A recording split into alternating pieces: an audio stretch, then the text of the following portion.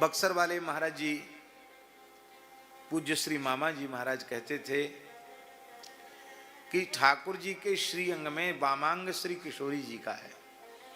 दाहिने हाथ से गिरिराज उठाते तब तो श्री कृष्ण ने उठाया ये माना जाता, पर बाएं कर कमल से उठाया है, इसका मतलब है उठाया तो लाडली जी ने और यश प्रदान किया अपने प्रियतम को।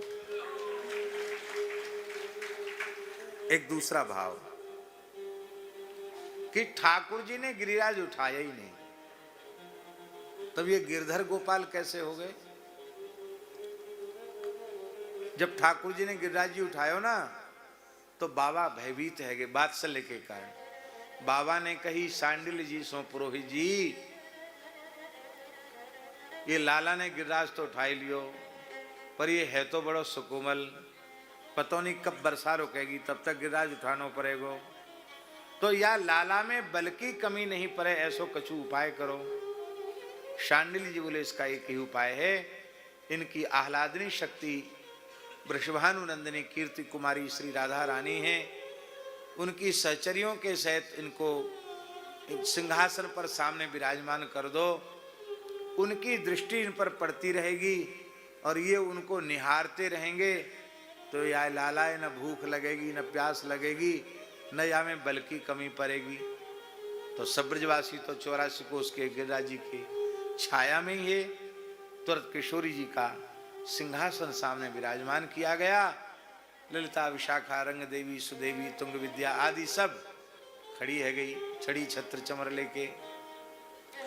जैसे ही किशोरी जी को देखा तो श्री ठाकुर जी अधीर हो गए प्रेम में। अब राधा सुधानिधि जी के भी श्लोक बड़े प्यारे और गीत गोविंद के भी इस प्रकार के बड़े प्यारे श्लोक हैं, उनको हम नमस्कार करते हैं। भगवान के हाथ से बांसुरी गिर गई, लकुट लुढ़क गया। ठाकुर जी एक बार तो कांप गए। स्वेदार्द्र गंड स्थलम, कपोल पसीना पसीना हो गए। अब ठाकुर जी डिगे तो गिरिराज भी डिगे। नंद बाबा ने कही पुरोहित जी आपने बड़ो बढ़िया अनुष्ठान बतायो, वैसे तो लाला सावधान ठाणो हो और तुम्हारो प्रयोग जैसी कियो कि तो कांपवे लगे हो। श्री जी ने देखा कि ये तो सबरा प्रेम यहीं प्रकट करने वाले हैं, प्रेम को तो छिपा के रखना चाहिए। तो श्री किशोरी जी मुस्कुराई। हाँ, श्री जी के दर्शन करके ऐसा प्रेमोन्माद भगवान के हृदय में प्रकट होता है। गीत गोविंद में महाराज जी लिखा है, जयदेव महाप्रभु लिख रहे हैं, राधा बदन बिलोकन विकसित, श्री राधा वदन बिलोकन विकसित, विविध विकार विभंगम, जलनिधिमिव विधुमंडल दर्शन, तरलित तुंग तरंगम। जैसे पूर्णिमा के चंद्रमा को देखकर समुद्र में ज्वार आता है, ऐसी राधा रानी तो पूर्णिमा का चंद्र हैं और श्री कृष्ण प्रेम के समुद्र हैं। देखते ही उसमें तरंगायित होने लग जाता प्रेम का समुद्र। तो श्री किशोरी जी ने क्या किया कि वे मुस्कुराई और अपनी भ्रुकुटी को थोड़ा ऐसे किया। तो जैसी भ्रुकुटी को ऐसा किया, भ्रुकुटी के सहारे ही गिरिराज जी स्थिर हो गए। अब ठाकुर जी तो 7 दिन 7 रात तक ऐसे रह गए, चित्र लिखित से रह गए।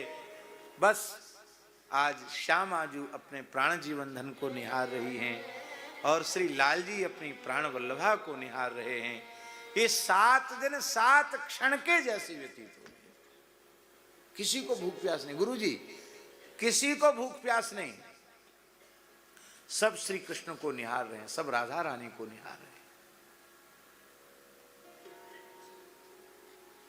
किसी को भूख प्यास नहीं।